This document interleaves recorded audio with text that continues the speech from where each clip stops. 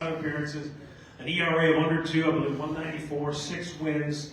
A lot of those high wire acts where you're handed the ball late in the game. And even if it wasn't late in the game, sometimes when you get the ball, sometimes that save might be the 6th or 7th inning when there's guys on base. How much pride do you take as a reliever stranding inherited runners? Because you were one of the best in the business. I think 34 out of 36 inherited runners stayed on the bases when you came into a game last year. I mean, first of all, like, to be a part of that bullpen last year, the group of guys down there was incredible. Not only myself, but Place and Herring and Gaddis, and the things that we learned from Sandlin and Barlow and Sam Henches when he was there. Like, it was an incredible group to be a part of.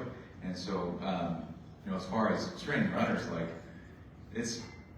you go out there with the mindset of trying to pick up the guys who came before you, knowing that there's going to be days when you go out there and struggle, and the guy after you is going to have to clean up that mess. And so there's that really, collective mindset of we're sharing the workload as best we can, because we're not going to be perfect every time. And when I need help, I hope that they're there, to do their job. And when they need help, I'm going to do everything I can to go out there and do that for them, right? So really having a shared mindset in that sense of whoever's called, whoever's name is called, in whatever situation, we're doing whatever we can to help the team win.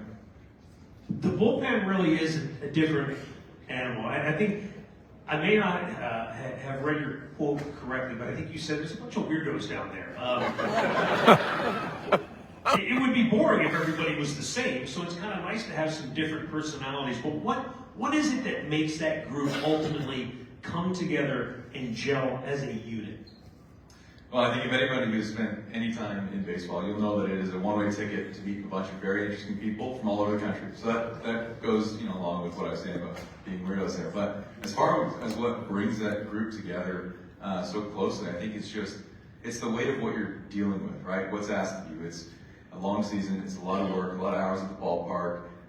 It's a lot of travel. It's really, you're going through thick and thin with those group of guys down there, and it's a pretty small group. And so because of that, you become close, right? And as a result of the work that you're putting in together each day, and you see that everyone is putting their work in to pull towards the same goal, you can't help but grow close with those guys, right? You look back at the season, those guys were my closest friends on the team. Like, I love spending time with them. I'm looking forward to seeing them again this year, and continuing to put in work with them.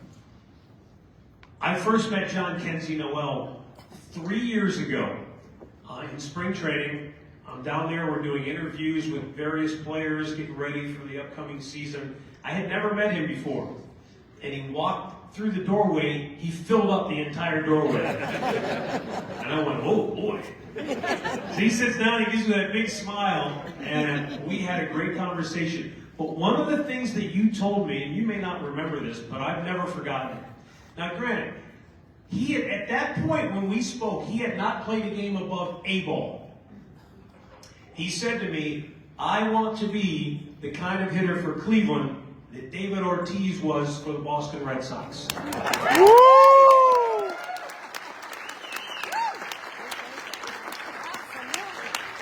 Now again, you hear that, it's like, oh, okay, yeah. Okay, kid, we'll see. Boy, did we see. His first year, his major league debut in Baltimore. The first plate appearance of his career, and bam! It's a home run. And the whole dugout went crazy. The whole dugout was going bananas. And then in the playoffs, we were just talking to Voter about that magical moment, but he was David Ortiz for us last year. He wanted to be in that moment. What was it about being in the big moment, John Kenzie, that you love about the pressure? Everybody's watching you. What do you love about that? I mean, I take it, easy to say.